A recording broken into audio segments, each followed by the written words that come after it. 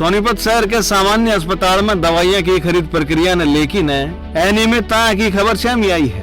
समाज सेवी और आरटीआई एक्टिविस्ट देवेंद्र गौतम ने आरोप लगाए हैं कि मार्च 2025 में जारी करे गए टेंडर में हरियाणा सरकार की निर्धारित गाइडलाइन की अनदेखी करी गई है। मनमानी नियमों के हिसाब से दवाई खरीदी गई है, वह भी कई गुना महंगी कीमत पर।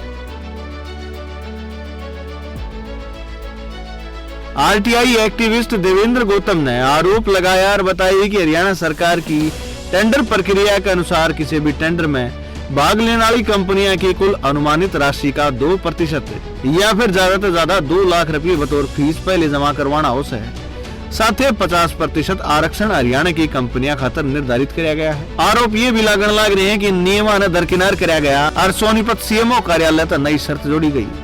उनके अनुसार टेंडर की पहले शर्त यह रखी गई कि कंपनी सोनीपत में 100 किलोमीटर के दायरे में होनी चाहिए। इसके अलावा सिक्योरिटी अमाउंट की सीमा बढ़ाकर 5 लाख रुपए कर दी गई, जो सरकारी गाइडलाइन अलग है। गौतम का भी कहना है कि इस प्रकार की शर्त जोड़की ने प्रतिस्पर्धा सीमित करी गई। कुछ चुनिंदा कंपनियां ने फायदा पहुंचाने खातर ये काम करे गए थे। उन्होंने भी बताया कि गुरुग्राम की एक कंपनी ने सूचना का अधिकार के तहत जानकारी मांगी थी, लेकिन आज तक संबंधित विभाग की तरफ तक कोई जवाब भी नहीं दिया गया। इस तरह पारदर्शिता पे और घने सवाल खड़े होने लग रहे। बता जाने लग रहा है कि इन टेंडर में 4 कंपनियां ने भाग लिया था। इनमें तक करनाल की 3 कंपनियां ने कई दवाइयों की सप्लाई का काम आवंटित कर दिया गया। बताई भी जान लग रही है कि टेंडर आवंटन के बाद दस्तावेजों पर करे गए हस्ताक्षर में भी गड़बड़ी सामने आई है। गौतम के अनुसार दस्तावेजों पर करे गए अधिकांश हस्ताक्षर आपस में मेले कौन खांदे, बस 2 ही हस्ताक्षर समान पाए गए हैं।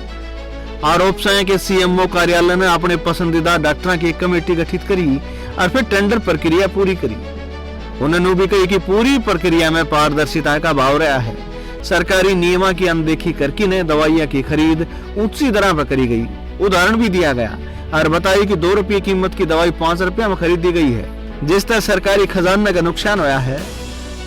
उन्होंने मांग करी है कि पूरे मामले की उच्च स्तरीय जांच कराई जा, दोषी अधिकारियों के खिलाफ सख्त कार्रवाई करी जा, साथ ही टेंडर प्रक्रिया ने पारदर्शी नियमों के हिसाब से संचालित करी जा, ठोस कदम उठाए जा।